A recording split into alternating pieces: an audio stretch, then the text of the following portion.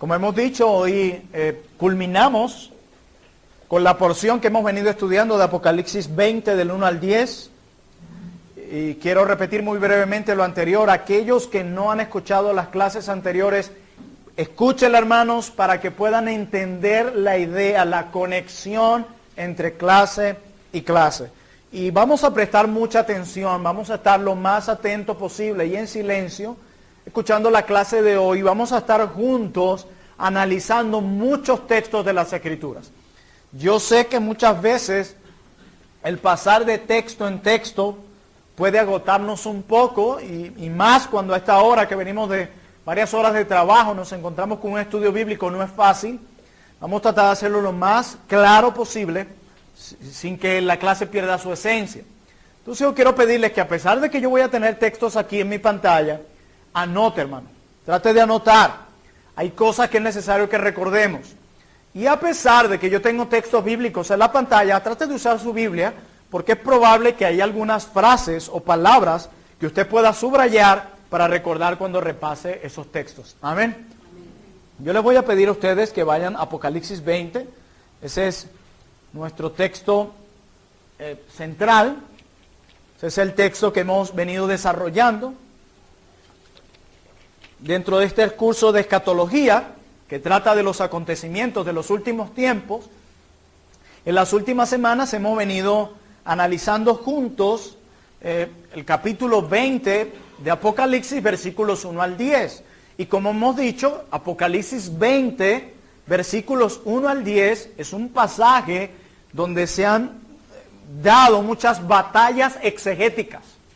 Es basado en este capítulo de Apocalipsis 20, verso 1 al 10, donde surgen las diferencias escatológicas. Si Cristo viene antes del milenio, después del milenio, en el milenio, etc. Y nosotros, como iglesia, necesitamos fijar nuestra posición a la luz de la palabra de Dios. Por eso estamos usando varios textos. No son textos al azar, son textos que tienen relación con lo que estamos estudiando. Entonces, si eso tiene relación con lo que estamos estudiando, quiere decir que cada pasaje que vamos a leer es importante. Amén. Entonces, le ruego mucha paciencia, mucha atención para que podamos comprender. Mira, yo le aseguro que si usted se pierde el hilo en un momento, va a ser difícil que entienda lo demás. Entonces, por eso vamos a tratar de estar lo más atentos y vamos a seguir la clase de hoy. Apocalipsis 20 del 1 al 10, que es nuestro texto clave en nuestro tema, que es la confrontación final. De hecho, los últimos versículos que hemos estado estudiando tienen que ver con la confrontación final de Satanás. Y hemos venido viendo el desarrollo de ese evento. La semana pasada, como vimos, nos dedicamos a ver el engaño a las naciones, y con 2 puntos, ¿se acuerdan? ¿Cuándo sucederá este evento? ¿Y cuál es el segundo punto? ¿Quién? El cuándo y el quién, exacto. Fue lo que desarrollamos en la clase pasada. Hoy vamos a ver la liberación de los santos y el juicio de Satanás de una manera muy puntual. Vamos a leer los textos de Apocalipsis 20 del 1 al 10. Ustedes leanlo en su Biblia. Los que no pueden seguirnos aquí en la pantalla. Dice: vi a un ángel que descendía del cielo. ¿Quién está hablando allí? Juan el apóstol, inspirado por el Espíritu Santo, con la llave del abismo y una gran cadena en la mano. Recuerden la simbología del libro de Apocalipsis. Verso 2, y prendió al dragón, la serpiente antigua, que es el diablo, y Satanás, y lo ató por 1000 años. Fíjense que Juan en el 2 dice, y prendió al dragón, la serpiente antigua, símbolos. ¿Qué es? Nos dice qué es ese símbolo. Eso nos muestra la simbología que hay en Apocalipsis. Que es el diablo y Satanás, y lo ató por 1000 años.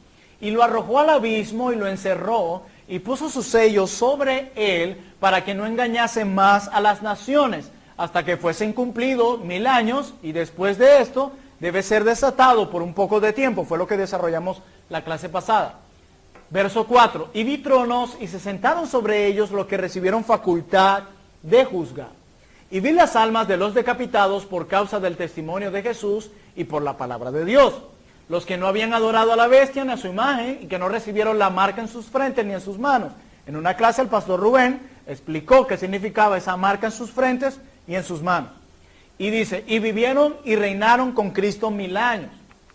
Dice el 5, pero los otros muertos no volvieron a vivir hasta que se cumplieron los 1000 años. Esta es la primera resurrección. Bienaventurado y santo el que tiene parte en la primera resurrección. La segunda muerte no tiene potestad sobre estos, sino que serán sacerdotes de Dios y de Cristo y reinarán con él 1000 años. Verso 7. Cuando los 1000 años se cumplan, que fue lo que vimos la semana pasada, Satanás será suelto de su prisión y saldrá a engañar a las naciones que están en los 4 ángulos de la tierra, a Gog y a Magog, a fin de reunirlos para la batalla, el número de los cuales es como la arena del mar. Y subieron sobre la anchura de la tierra y rodearon el campamento de los santos y la ciudad amada, y de Dios descendió fuego del cielo y los consumió. Parte de esto es lo que veremos hoy, y el verso 10. Y el diablo que los engañaba fue lanzado en el lago de fuego y azufre, donde estaban la bestia y el falso profeta, y serán atormentados día y noche por los siglos de los siglos. Ese es el texto que hemos venido desarrollando. Esta porción que leímos describe la confrontación final que se llevará a cabo al final de esta era evangélica entre Satanás y sus huestes malignas contra la iglesia de Cristo y el Señor mismo. Y vamos a realizar este estudio con 2 encabezados que son los finales. Nosotros teníamos 3 encabezados, que son el engaño a las naciones, la liberación de los santos y el juicio de Satanás. Son estos 3 encabezados los que se desprenden de nuestros versículos. La semana pasada vimos el engaño a las naciones. Hoy vamos a cerrar esta porción viendo la liberación de los santos, que es donde más nos vamos a enfocar. Y en el juicio de Satanás vamos a pasar muy, pero muy breve, porque el texto habla por sí solo. Entonces, sin más preámbulo, vamos a ver el primer punto, la liberación de los santos. Todo lo que vamos a ver a partir de ahorita tiene que ver con el contexto de este punto, la liberación de los santos. ¿Cómo lo va a hacer el Señor? ¿Cómo se desarrolla este evento? Para que no piense, eso tiene que ver con el juicio de Satanás. No, no, no. Es el último punto. Aquí lo que vamos a empezar a ver ahorita es la liberación de los santos. Versículo 20, capítulo 20, versículo 9 de Apocalipsis. Dice, y subieron sobre la anchura de la tierra y rodearon el campamento de los santos y la ciudad amada. Y de Dios descendió fuego del cielo y los consumió. Liberación de los santos, es lo que vamos a ver. Aquí el apóstol Juan, en lo que acabamos de leer, nos dice que desde los 4 ángulos de la tierra subió un ejército numeroso como la arena del mar, ¿se acuerdan? Pero ¿con qué propósito subió este ejército numeroso? ¿Para atacar a quién? Ok. Y eso me lleva a mí una pregunta que ya se acaba de responder. ¿Será que Satanás juntó a este ejército para atacar a otro ejército numeroso que se defenderá con armas nucleares, como dicen muchos, y con proyectiles teledirigidos por sofisticadas computadoras bélicas? ¿Será eso lo que dice el texto? No. ¿Que este ejército se va a enfrentar a otro ejército que tiene armas nucleares dirigidas? ¿Verdad que no? No, eso no dice. Evidentemente no dice eso. Todo ese movimiento y aparataje fue para rodear un campamento, ¿cierto? Para rodear a una ciudad. ¿Qué ciudad es esta? La iglesia de Cristo, como lo vimos en el desarrollo teológico de estos textos. O sea que no es un ejército contra un ejército con armas nucleares, proyectiles teledirigidos, o por sofisticadas computadoras bélicas. Eso no dice el texto. Sería una fantasía y torcer el texto si afirmamos eso. Nos dice que el ataque va contra la iglesia de Cristo. ¿Qué es lo que dice el texto? Rodearon un campamento. Un campamento de los santos. O sea, era una nación santa. Y una ciudad amada. Hay una conexión entre las dos frases. Ciudad y santos. Entonces nosotros deberíamos buscar un pasaje donde se haga una descripción similar para poder entender qué quiere decir Juan. Y el apóstol Pedro nos ayuda un poco para entender hacia quién fue el ataque. Si fue realmente a la iglesia de Cristo, dice que a los santos, la ciudad amada, o si fue un ejército con armas nucleares, como lo plantean muchos. Veamos la primera carta del apóstol Pedro, capítulo 2, versículo 9 al 10.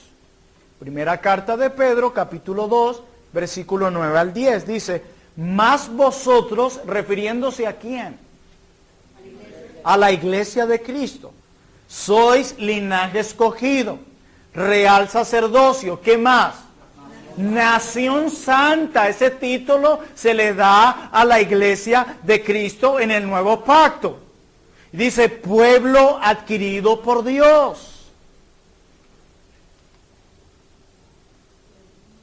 Campamento de los santos y la ciudad amada. Y se le llama a la iglesia nación santa, pueblo santo adquirido por Dios, para que anunciéis las virtudes de aquel que os llamó de las tinieblas a su luz admirable. Vosotros que en otro tiempo no erais pueblo, pero que ahora sois pueblo de Dios, que en otro tiempo no habías alcanzado misericordia, pero ahora habéis alcanzado misericordia. Juan describe aquí a la iglesia como algo insignificante, como un campamento, como una ciudad, contra la cual convergen todos los pueblos de la tierra, que son una multitud tan grande que son como la arena del mar.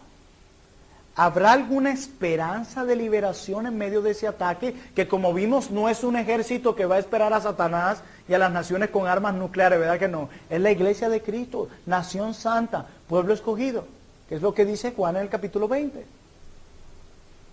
Hermanos, ante un ataque como este, donde tenemos nada más y nada menos que al león rugiente de Satanás, que acaba de juntar un ejército numeroso como la arena del mar, de los 4 ángulos de la tierra. ¿Se acuerdan lo que nos indicaba eso de los 4 ángulos de la tierra? Universalidad, o sea, de todo el mundo. Entonces tenemos al ser más perverso sobre la tierra, el diablo, con un ejército perverso, atacar a la iglesia. Y la pregunta es, cuando Juan describe a la iglesia como un campamento, o sea, como algo insignificante, como una ciudad allí, la pregunta es, ¿habrá esperanza? ¿Qué podría librar a un campamento, a una ciudad tan insignificante en comparación con el enemigo? ¿Qué podría liberarlo, que pudiera ser tan poderoso a este ataque que viene? ¿Qué pudiera liberarlo? Porque lo que, amén, porque lo que Juan está diciéndonos aquí es, hey, vienen a atacar a los santos.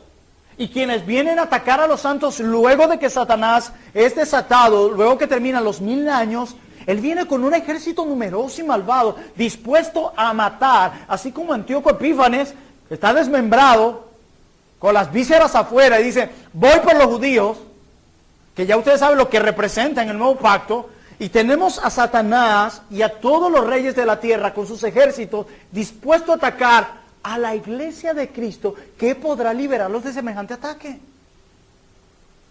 Según el texto, Dios mismo se encargará de liberar a su pueblo, como lo ha hecho siempre. Y por un momento, si ven la historia y la conexión de los pasajes que vimos la semana pasada, por un momento parecerá que el exterminio total de la iglesia será inevitable. Parece llegar a pensar uno, wow, va a desaparecer, se acabó, Satanás saldrá victorioso. Viene con un ejército como la arena del mar, el ser más despiadado como líder de eso. ¿Se acuerdan que uno de los textos que leíamos la semana pasada decía que los reyes le entregaron el poder a la bestia? Wow, hermanos, y vienen sin freno a atacar. Y por un momento parecería que ese exterminio es inevitable. Pero Dios, como lo expone nuestro texto, lo impedirá a través de una acción rápida e instantánea. Hay 2 características en esa acción de Dios. Es rápida e instantánea. ¿Por mucho tiempo se le permitirá a Satanás hacer esto? El texto dice por poco tiempo. Vamos a ver otros pasajes. Nos vamos a centrar en Apocalipsis 18 y vamos a leer versículos 18, el capítulo 18 y los versículos que ven allí y hasta el 20 y el 24 que no los anoté. Vamos a leer y vamos a hacer, ¿se acuerdan lo que hicimos la semana pasada que veíamos la conexión de Apocalipsis 20 con los otros pasajes? ¿Se acuerdan? Bueno, vamos a hacer lo mismo, vamos a hacer una conexión entre los pasajes, entre la idea que está describiendo Juan en Apocalipsis 20, del 7 al 10, y lo que todos estos pasajes dicen. Apocalipsis 18, versículo 2. Vamos a ponernos aquí para verlo un poco más.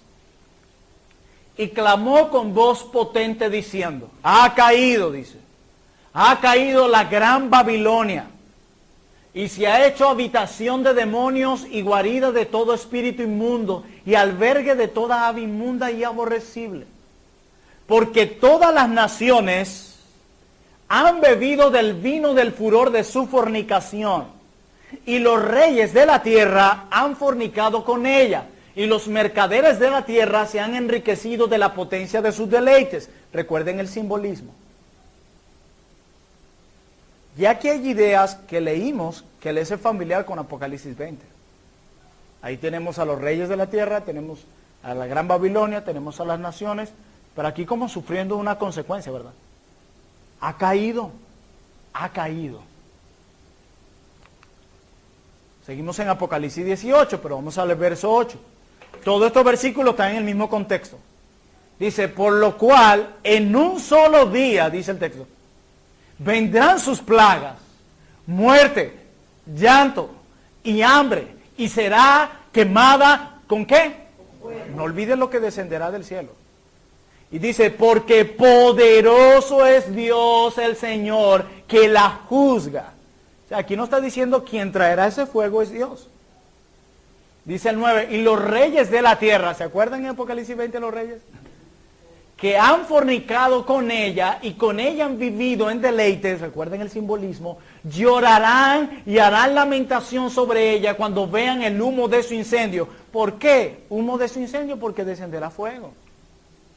Dice el 10, parándose lejos por el temor de su tormento, diciendo, ¡ay! ¡Ay de la gran ciudad de Babilonia, la ciudad fuerte, porque en una hora vino tu juicio! ¡Wow! No termina allí. No olviden la conexión con Apocalipsis 20. Versículo 16 del mismo Apocalipsis 18. Seguimos en el contexto. Y diciendo, de nuevo se repite, ¡ay! ¡Ay de la gran ciudad que estaba vestida de lino fino, de púrpura y de escarlata, y estaba adornada de oro, de piedras preciosas y de perlas! Porque en una hora se repite, y esta idea en una hora no está hablando de tiempo en reloj de 60 minutos, está hablando de lo corto del tiempo, dice, porque en una hora han sido consumidas tantas riquezas, y todo piloto y todos los que viajan en naves y marineros y todos los que trabajan en el mar se pararon lejos. Era tal la destrucción que se describe aquí. Sigue diciendo, vamos a ver el verso 19. Y echaron polvo sobre sus cabezas, lamentándose. Y dieron voces llorando y lamentando, diciendo, ¡ay, ay de la gran ciudad! De nuevo, en la cual todos los que tenían naves en el mar se habían enriquecido de sus riquezas, pues en una hora ha sido desolada. No termina ahí. Versículo 20. Vean la conexión. Alégrate sobre ella, quien cielo y vosotros santos, apóstoles y profetas, porque Dios, aquí todo es de manera vertical, porque Dios os ha hecho justicia en ella, y en ella se halló la sangre de los profetas y de los santos. ¿Quién en ella? La que fue destruida. Y de todos los que han sido muertos, o sea, asesinos. Y no termina ahí. Dice Apocalipsis 16, pero antes de ver Apocalipsis 16 quisiera decir algo. Juan está usando aquí, en los textos que leímos, el nombre de Babilonia como símbolo de ese sistema de maldad que es contrario a Dios y contrario a la iglesia. Y eso Juan ya lo ha venido haciendo, como lo hemos venido estudiando semanas atrás. Esta Babilonia ha sido la culpable de todas las personas. ¿Se nos ha dicho que ha sido culpable de la muerte de quiénes? Santos, apóstoles, profetas. Ha sido culpable de aquellos que han muerto martirizados en la tierra en todos los siglos, como lo pone el verso 24. No es una ciudad literal. Es un poder mundial descrito simbólicamente, algo que es común en el libro del Apocalipsis. Y ejerce su poder en el mundo entero. Y según este texto, su destrucción será muy rápida. Muy rápida. ¿En cuál de los tres encabezados estamos? Liberación de los santos. Eso es lo que estamos desarrollando aquí. Como podemos ver, la caída de Babilonia de Apocalipsis 18, que leímos en varios versículos, es un pasaje paralelo al que estamos estudiando en Apocalipsis 20. Hagan un análisis, un trabajo allí, para que ustedes vean la conexión. Recordemos que en la estructura de este libro tenemos 7 secciones paralelas que describen la misma cosa bajo varias perspectivas diferentes. Eso fue lo que hicimos la semana pasada, ¿se acuerdan? Fuimos a aquel texto de Apocalipsis, aquel de aquí, y lo que hacía era lo mismo de Apocalipsis 20, pero presentado desde perspectivas distintas. Es lo que estamos viendo. Pero aparte de eso, nosotros tenemos la clara declaración del mismo libro. Vamos a ver el capítulo 16 de Apocalipsis. Capítulo 16, versos 13 al 21. Estamos desarrollando la liberación de los santos. ¿Cómo será? Dice, y vi salir de la boca del dragón, y de la boca de la bestia, y de la boca del falso profeta, 3 espíritus inmundos a manera de ranas, pues son espíritus de demonios que hacen señales. Y van a los reyes de la tierra, en todo el mundo, para reunirlos a la batalla del gran día del Dios Todopoderoso. ¿Se acuerdan la gran batalla? Topolemos. Miren esto. Verso 15. He aquí yo vengo como ladrón. Bienaventurado el que vela y guarda sus ropas para que no ande desnudo y vean su vergüenza. Y los reunió en el lugar que en hebreo se llama Armagedón. El 7º ángel derramó su copa por el aire y salió una gran voz del templo del cielo del treno diciendo, hecho está. No termina ahí, verso 18. Oh, no coloqué el 18, yo se lo voy a leer. O los que me siguen en su Biblia se pueden dar cuenta, dice, entonces hubo relámpagos y voces y truenos y un gran temblor de tierra, un terremoto tan grande, cual no lo hubo jamás desde que los hombres han estado sobre la tierra. Y la gran ciudad fue dividida en 3 partes, y las ciudades de las naciones cayeron, y la gran Babilonia vino en memoria delante de Dios para darle el cáliz del vino, del ardor de su ira. Cuando hablamos de Babilonia, ¿nos estamos dirigiendo a una ciudad literal? No, a un sistema. Dice, todos los que viajan en naves y marineros y todos los que trabajan en el mar se pararon lejos. Y echaron polvo sobre sus cabezas. Y dieron voces llorando y lamentando, diciendo, ay, ay de la gran ciudad. Porque Dios ha hecho justicia en ella. Dios ha hecho justicia en ella. Interesante, ¿verdad, mis hermanos? Dice que Dios ha hecho justicia en ella. Miren lo que dice Apocalipsis 16, ya lo vimos. Déjenme ver acá. Apocalipsis 16, 20 dice, y toda isla huyó, dice. Y toda isla huyó, y los montes no fueron hallados. ¿Y cayó de dónde? Sobre los hombres un enorme granizo como del peso de un talento. Y los hombres blasfemaron contra Dios por la plaga del granizo, porque su plaga fue sobremanera grande. Wow, hermanos. Increíble esto. Y sigue diciendo del 12 al 14. Miren esto. Miré cuando abrió el 6º sello. Está describiendo cómo será la liberación de los santos. Miré, pero quiero ver algo anterior. Aquí. ¿De dónde cayó fuego? ¿No será de Israel o de Jerusalén que cayó el fuego? ¿Será que de allá vino el ataque, de allá vino la liberación de Jerusalén? ¿De dónde dice que vino la defensa? Del cielo. No olviden eso. Apocalipsis 16, 12 en adelante dice, miré cuando abrió el 6º sello.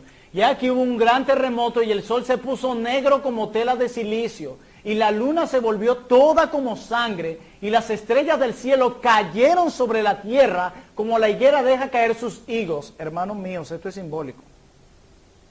Que no está describiendo una gran destrucción. Dice, sobre la tierra como la higuera deja caer sus higos cuando es sacudida por un fuerte viento. Y el cielo se desvaneció como un pergamino que se desenrolla.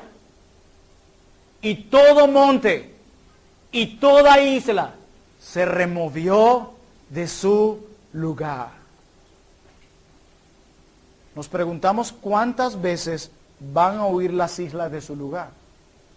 Es evidente entonces que son secciones paralelas de lo que leímos anteriormente, y aquí lo que se está diciendo es que la Gran Babilonia va a ser juzgada en el gran día del Dios Todopoderoso, cuando todas las naciones se agrupen para pelear la batalla, topolemos, que vimos la semana pasada. Cristo mismo, es Él quien va a descender y defenderá a su pueblo, Cristo mismo. Así los liberará, y de esa manera caerá la Gran Babilonia. Con lamento, será destruida en una hora, hablando de lo pronto, como dice Apocalipsis, en poco tiempo lo hará Dios. Es lo que dice Apocalipsis 17 del 12 al 18. Dice, y los 10 cuernos, seguimos en la misma idea de este evento tan impactante que ocurrirá.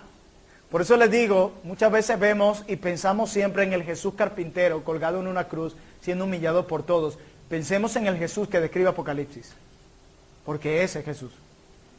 Y los 10 cuernos que has visto son 10 reyes que aún no han recibido reino, pero por una hora recibirán autoridad como reyes juntamente con la bestia. Miren esto, vamos a hacer algo aquí, pero por una hora, ¿por cuánto tiempo dice que Satanás va a hacer lo suyo con los reyes de la tierra? O sea, por poco tiempo. Es la idea que describe Apocalipsis 20, recuerden las conexiones. Y aquí nos dice, por una hora recibirán autoridad como reyes juntamente con la bestia. Lo que está diciendo, por poco tiempo, como lo dice Apocalipsis 20. Estos tienen un mismo propósito. No es que Satanás tiene un propósito y los reyes y su ejército otro propósito. No, el mismo, destruir a la iglesia de Cristo. Dice, y entregarán su poder y su autoridad a la bestia. Y sigue diciendo el 14, pelearán contra el Cordero. ¿Ven quién nos defenderá? Y el Cordero los vencerá. ¿Se acuerdan la anécdota del abuelito en el parque leyendo Apocalipsis y los seminaristas? ¿Tú entiendes lo que dice Apocalipsis? Sí, que al final nosotros ganamos. Sí, es verdad, eso es lo que dice. Eso es lo que significa Apocalipsis. Que al final nosotros ganamos. Dice, porque Él es Señor de señores. Nos da la razón por la cual Él vencerá. ¿Por qué? Porque Él es Señor de señores, porque Él es el Rey de reyes, y los que están con Él son llamados y elegidos y fieles. ¿Se acuerdan? Los términos que se usan para hablar de la iglesia en el Nuevo Pacto.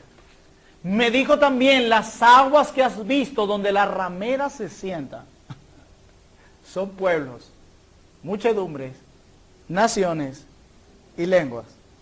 Interesante lo que está haciendo Juan ahí, nos está explicando el pasaje.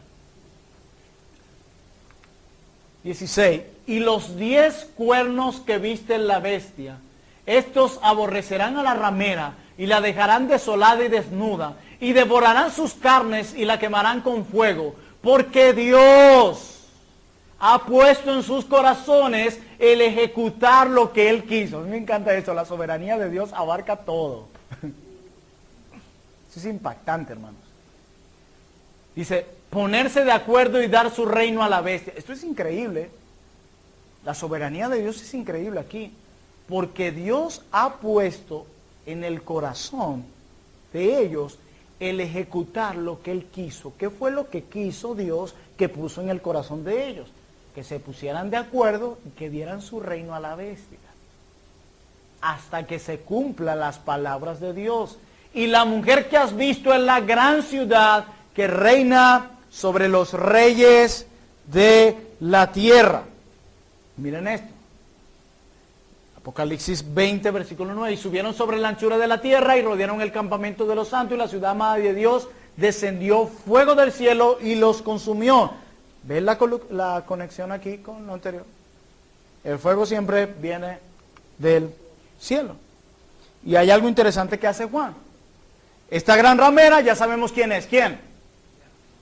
Babilonia. La grande, la madre de las rameras y de las abominaciones de la tierra. Y de ella se nos dice en este pasaje que se sienta sobre las aguas, en el que leímos anteriormente, que no son más, ¿qué dice Juan? Me encanta porque Juan lo explica. Que no son más que pueblos, muchedumbres, naciones y lenguas. Es decir, todas las naciones del mundo agrupadas para destruir a la iglesia del Señor. Lo que está diciendo Juan. Él está explicándonos, desarrollando un poco más Apocalipsis 20. Lo que está haciendo. Esto no es lo que enseña Apocalipsis 20, como piensan muchos. El texto no nos dice que Cristo está reinando en esa ciudad que está siendo atacada. Eso no nos dice. Él está reinando en la ciudad santa, la que está siendo atacada. No dice eso.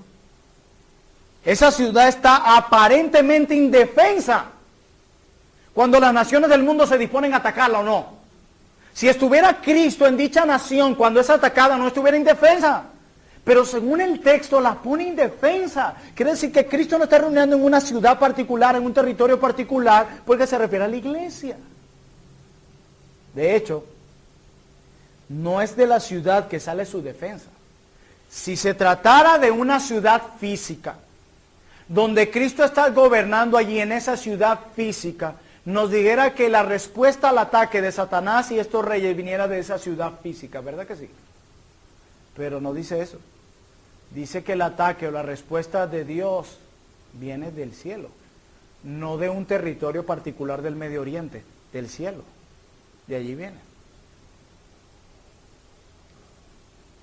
Esta ciudad está aparentemente indefensa cuando las naciones del mundo se disponen a atacarla. No es de la propia ciudad que sale la defensa, sino del cielo, donde Cristo ha estado reinando, como se nos dice en Apocalipsis 20, del 4 al 6, que expuso el pastor Rubén. ¿Se acuerdan? ¿Qué decía el pastor Rubén? ¿Dónde está reinando Cristo? En el cielo. En medio de esos 1000 años. ¿Se acuerdan? ¿Y de dónde viene la respuesta de Dios al ataque? ¿De Jerusalén? No, del cielo. ¿Por qué? Porque es allí donde está reinando. Hay una conexión. Tenemos nuestro texto, Apocalipsis 20, 29. Y subieron sobre la anchura de la tierra y rodearon el campamento de los santos y la ciudad amada, y de Dios descendió fuego del cielo y los consumió. Hermanos, vamos ahora a revisar algunos textos fuera del libro de Apocalipsis en un lenguaje no simbólico. Ya vimos, hay mucho simbolismo aquí, ¿cierto? Vamos a ver unos pasajes para ir cerrando en textos no simbólicos, sino que estamos bien en un lenguaje literal y claro. ¿Qué punto estamos desarrollando? La liberación de los santos. Ya estamos viendo que va a ser por poco tiempo, ya estamos viendo que descenderá el fuego del cielo, estamos viendo que está siendo atacada es la iglesia de Cristo indefensa y no otra ciudad que está esperando con un ejército con armas nucleares. Ya vimos todo eso hasta ahora, ¿cierto? Estamos bien hasta ahora. Vamos a ver los textos que nos presentan esta idea literal y claro. Vamos al nuevo pacto. Primera a los Tesalonicenses, capítulo 4, versos 13 al 18. Primera a los Tesalonicenses, capítulo 4, versículo 13 al 18. Dice Pablo: tampoco queremos, hermanos, que ignoréis acerca de los que duermen, para que no os entristezcáis como los otros que no tienen esperanza. Porque si creemos que Jesús murió y resucitó, así también traerá Dios con Jesús a los que durmieron en él. Verso 15. Por lo cual os decimos esto en palabra del Señor, que nosotros que vivimos, que habremos quedado hasta la venida del Señor, no precederemos a los que durmieron, porque el Señor mismo, con voz de mando, con voz de arcángel y con trompeta de Dios, descenderá de Jerusalén, allá en el Medio Oriente, a pelear contra las armas nucleares. Del cielo. No hay simbolismo, es literal. Del cielo. Y dice: y los muertos en Cristo resucitarán primero. Dice: luego nosotros, los que vivimos, los que hayamos quedado, seremos arrebatados juntamente con ellos en las nubes para recibir al Señor en el aire, y así estaremos siempre con el Señor. Por tanto, alentaos los unos a los otros con esta palabra. Es interesante que la escatología de Pablo y la de Juan son para infundir esperanza. Y la escatología, como nos la enseñaron a nosotros, producía miedo. Y bíblicamente la escatología, el saber que Cristo viene y todo lo que hará y la manera en cómo liberará a sus santos debe producir esperanza. Ojo, yo quiero hacer una advertencia aquí para los que me están siguiendo en sus Biblias. No olvidemos que la división en capítulos y versículos se hizo en la Edad Media. Por lo cual la misma idea se continúa en el capítulo que sigue a continuación. Recuerden, capítulos y versículos, y esos títulos en negrilla en su Biblia no son inspirados. Eso se puso ahí por referencia, pero eso no es inspirado. La Biblia fue dada para leerse como un todo. Y yo quiero que no olviden que hay una conexión entre el capítulo 4 que leímos ahorita con el 5 que vamos a leer ahora. Primero Tesalonicenses capítulo 5, 1 al 3. Dice: pero acerca de los tiempos y de las ocasiones, no tenéis necesidad, hermanos, que yo os escriba, porque vosotros sabéis perfectamente que el día del Señor vendrá así como ladrón en la noche, que cuando digan paz y seguridad, entonces vendrá sobre ellos destrucción repentina. Apocalipsis 20. Como los dolores a la mujer encinta, y no escaparán. Esto es increíble. Nuestro Dios es un Dios que hará justicia y lo hará Él mismo. ¿A qué tiempos y a qué ocasiones se está refiriendo Pablo? A lo mismo que describió en el pasaje anterior. ¿Cuál es la visión que el apóstol Pablo nos está presentando aquí? La siguiente: Cristo viene, los muertos resucitan, nosotros somos quitados de este mundo, como le expone Mateo 24, 30 al 31, y se lamentarán todas las tribus de la tierra, aquellas que se congregaron para pelear contra la iglesia, como le expone Apocalipsis capítulo 20. Eso es lo que está diciendo Pablo. Como podemos ver, cuando los santos sean arrebatados, no se quedarán con Cristo durante 7 años en el aire, como piensan muchos, sino que vendrá sobre toda la humanidad destrucción repentina. Una hora, como se usa en Apocalipsis. En otro pasaje se dice un día, para referirse el tiempo corto. Arrebatamiento de la iglesia y destrucción de los impíos. Eso es lo que presenta la Biblia. No vemos por ningún lado en estos muchos textos que hemos venido analizando por semanas y aplicándole una hermenéutica correcta, no vemos por ningún lado un lapso de 7 años entre el arrebatamiento y la destrucción de los impíos. No lo vemos. Y mucho menos si consideramos una de las primeras clases, la estructura de las profecías. Nosotros no tenemos una nevera, ni un espacio para la verdura, la carne, el freezer, los huevos, la salsa. El que tiene esa estructura está loco. No, aquí solo un gabinete con una tablita, 2. Más nada. Eso es lo que muestra la Escritura. Vamos a ver otro texto más. Segunda a los Tesalonicenses, capítulo 1, versos 6 al 10. Estamos en la liberación de los santos. ¿Cómo Dios lo hará? ¿De qué manera? Dice: porque es justo delante de Dios pagar con tribulación a los que os atribulan, y a vosotros que sois atribulados, daros reposo con nosotros, cuando se manifieste el Señor Jesús desde Jerusalén, desde el cielo con los ángeles de su poder, en llama de fuego, para dar retribución a los que no conocieron a Dios, ni obedecen al Evangelio de nuestro Señor Jesucristo. Castigo, confrontación final. Dice el 9, a los cuales sufrirán pena de eterna perdición. La agonía en el infierno no tendrá límite. ¿Ustedes se han sentido alguna vez cuando han ido a la playa, como que sienten, cuando ya no están en el suelo, que sienten como que se están hundiendo y se les está yendo la respiración? ¿Alguna vez se han sentido así? Yo sí. Y como que te estás asfixiando, y es una agonía tremenda. Levante la mano quienes han experimentado algo similar. Muy bien, ¿me entienden? Y te estás ahogando. Y tú quieres que alguien pierde tu fuerza, hermano. Te estás asfixiando. Llega una agonía, un desespero en tu cerebro, en tus emociones, tu corazón, late. Y lo que deseas es que alguien venga a sacarte, o al estilo Titanic, dejarte ir y ya morir, para que termine el dolor.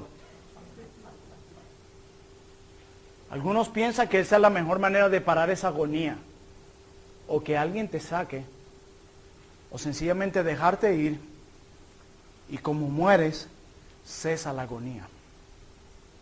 Pero yo quiero decirte que en el infierno, esa agonía no terminará. Y aunque sientas ese anhelo por morir, aún estando muerto, no lo experimentarás más. La agonía sí, y por siempre. Y no llega nadie a salvarte, ni te podrás dejar ir. Será por siempre. Y una agonía que no solo se experimentará en lo externo, déjame decirte, esa experiencia de dolor será más internamente. Y lo hablaba con un hermano en estos días. ¿Ustedes se han sentido alguna vez ansiosos? ¿O cuando sienten que alguien está en peligro? ¿O cuando viene una situación oscura? ¿O una mala noticia? Todas esas agonías, ¿dónde se experimentan? ¿Externamente?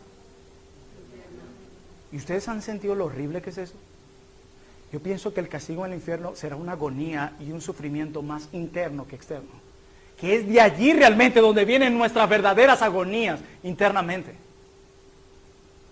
Y el texto nos dice, los cuales sufrirán pena eterna, de eterna perdición, excluidos para aquellos que juegan con el pecado, de la presencia del Señor. Este texto no está jugando a ser cristianos, y dice, y de la gloria de su poder, cuando venga en aquel día.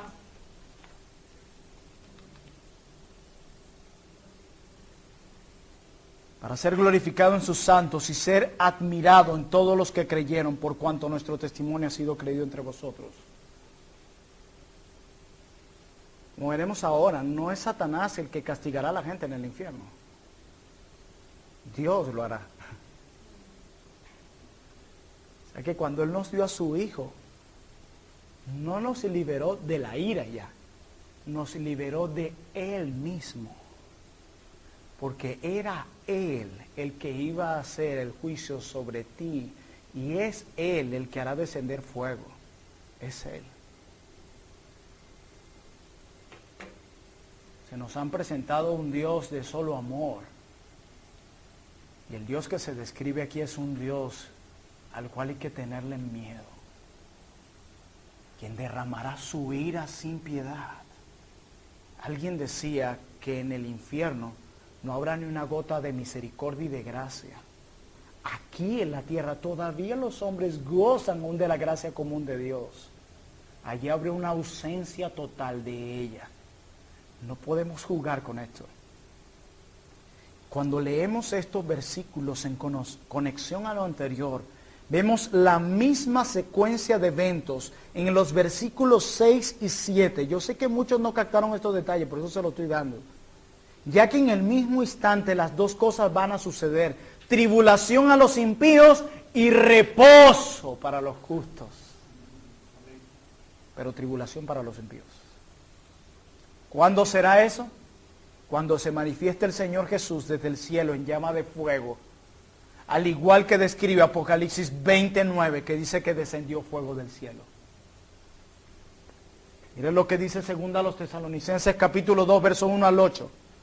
Pero con respecto a la venida de nuestro Señor Jesucristo y de nuestra reunión con Él, os rogamos, hermanos, que no os dejéis mover fácilmente de vuestro modo de pensar, ni os conturbéis, ni por espíritu, ni por palabra, ni por carta, como si fuera nuestra, en el sentido de que el día del Señor está cerca. Nadie os engañe en ninguna manera, porque no vendrá. Por algo se nos dan estos detalles. Porque no vendrá sin que antes venga la apostasía y se manifieste el hombre de pecado, el hijo de perdición. Verso 4. El cual se opone y se levanta contra todo lo que se llama Dios o es objeto de culto. Esto es interesante. Tanto que se siente en el templo de Dios como Dios haciéndose pasar por Dios. ¿No os acordáis que cuando yo estaba todavía con vosotros os decía esto? Verso 6. Y ahora vosotros sabéis lo que lo detiene, a fin de que a su debido tiempo se manifieste, porque ya está en acción el misterio de la iniquidad, solo que hay quien al presente lo detiene, hasta que él a su vez se ha quitado de medio. Y entonces se manifestará aquel inicuo. No olviden Apocalipsis 20, por favor. A quien el Señor matará. Nadie lo hará por él. Ningún ángel será enviado para que lo haga. Dios mismo lo hará.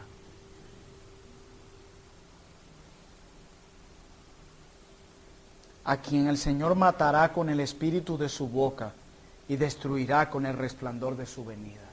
Amén. Amén. Dios ha estado restringiendo a Satanás para que no pueda cumplir su designio malvado. Hay algo que lo detiene y que ya vimos en Apocalipsis 20 que se simboliza por una cadena. Simboliza. ¿Ven cómo será la liberación de los santos? Increíble. Increíble. Si Dios libera a sus santos ante un ataque tan malvado como este, ¿no nos dará la fuerza para vivir nuestra vida cristiana? De esta manera magistral, poderosa y sobrenatural, Dios y únicamente Dios, sin enviar a nadie, Él mismo hará descender fuego del cielo y lo destruirá para liberar a su pueblo amado. Y Él nos ama no por algo especial en nosotros, nos ama en su Hijo, en su Hijo. Qué esperanzador es Apocalipsis. Qué esperanzador. Aún en los momentos más duros de la iglesia, viene el Señor a liberarlos. Él hace justicia. Dios hace justicia. Dios no pasa por alto ningún detalle. Él hace justicia. En último lugar, veamos el juicio de Satanás. Apocalipsis 20:10. Dice, y el diablo que los engañaba. Hey, tú no te vas a salvar. Fue lanzado en el lago de fuego y azufre, donde estaban la bestia y el falso profeta. Y miren esto, no es que el diablo es idea que en el infierno, que el diablo es el que te va a atormentar y él te va a dar tus latigazos. No, y serán atormentados el diablo y los suyos día y noche por los siglos de los siglos. Esto ocurrirá en la segunda venida de Cristo en gloria. Describe al lago de fuego y azufre, haciendo referencia en pasado al lugar donde ya estaban la bestia y el falso profeta, porque es una escena que ya Juan había descrito en el capítulo 9 del Apocalipsis. Y aquí no voy a dar mucho detalle porque habla por sí solo el texto. ¿Y cómo será, pastor? Y no sé. Solo se va a hacer lo que todos deberíamos anhelar, que se hiciera justicia. Pero hay un detalle, hermanos. Dice Apocalipsis 21:8. Pero los cobardes e incrédulos, los abominables y homicidas, los fornicarios y hechiceros, los idólatras y todos los mentirosos tendrán su parte en el lago que arde con fuego y azufre, que es la muerte segunda. No solo el diablo, la bestia y el falso profeta serán arrojados en este sitio, sino todos los impíos. El infierno será horrible, como la agonía que describimos, que fue algo pequeño. Lo que te acabé de dar con ese ejemplo de la agonía fue algo mínimo del dolor que se experimentará en el infierno. Y eso es doloroso. Y tendrán de compañero de prisión a Satanás. Dios hará justicia. Los impíos serán arrojados, incluyendo los falsos cristianos e hipócritas. Y los justos, los que han confiado en el Hijo y han vivido en santidad para Él, encontrarán reposo y estarán con su Señor para siempre. Amén. De esta manera y con gran poder el Señor liberará a su pueblo. Y de esta manera Satanás, de una vez por todas, será condenado y atormentado en el lago de fuego y azufre. A nuestro Dios sea la gloria. Amén. Ese es el Dios que nos salvó. Ese es el Dios que tenemos por Padre. Y ese es el Dios que cuida de nosotros. Amén. Ese. Cuando oren, cuando piensen en Cristo, no solo piensen en ese colgado en la cruz indefenso o el carpintero, piensen en este Jesús. Ese es nuestro Jesús. Ese es el Dios que adoramos. Oremos.